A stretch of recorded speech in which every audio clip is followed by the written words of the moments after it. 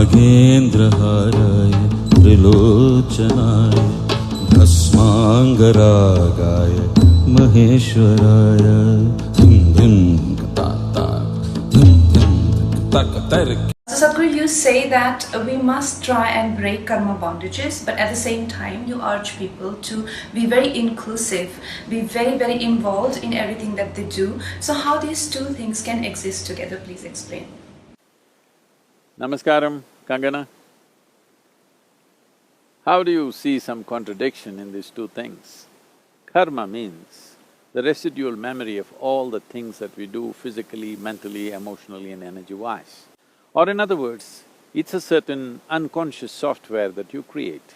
It is a certain amount of memory which rules your life on various levels. There is a physical memory, there is a psychological memory, emotional memory and energy levels of memory. All these things put together, it rules your life. So memory means however much it is a limited boundary. Whatever is in your memory is a limited boundary. So karma is a limited boundary. Within those limited boundaries, karma is very useful, it facilitates many things, it makes you pretty automatic so that you can respond effortlessly to a whole lot of things. But when you want to expand, a boundary is a problem. If you just draw a boundary of, let us say, your territory of home, now if you want to expand, very easy, you just have to move out. But suppose because there were certain threats to your existence, threats to your survival, you built a thick wall, like a fortress around you. Now, you feel safe when there are threats, but suppose there is no threat to your life in any way, then you naturally want to expand. When you want to expand, moving this huge wall and expanding your boundary becomes very difficult. Most probably you will not expand simply because the wall. How to take the wall to another place? So similarly, karma or the karmic memory is a certain wall that you set up.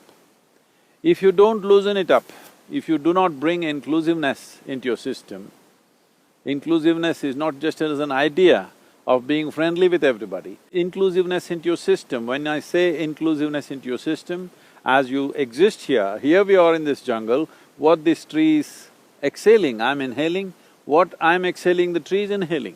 Let me not make a statement about the tree, but most human beings may be unaware that this transaction is going on.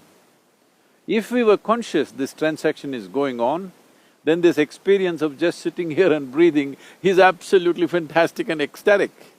But if you're unconscious, you're still being nourished by the oxygen that the tree is letting out, but you're missing the experience. So inclusiveness does not mean you did something different, you just became conscious about the nature of existence, because existence is absolutely inclusive. What happens to the tree happens to you, what happens to the soil happens to you. What you think is myself, actually just the soil that you're walking upon. So inclusiveness is not something that you have to do.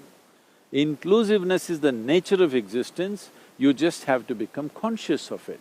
Karma is the nature of your individual existence, you have to just become conscious of the limitations of your karmic boundaries. If this awareness comes, rest is handled by life itself.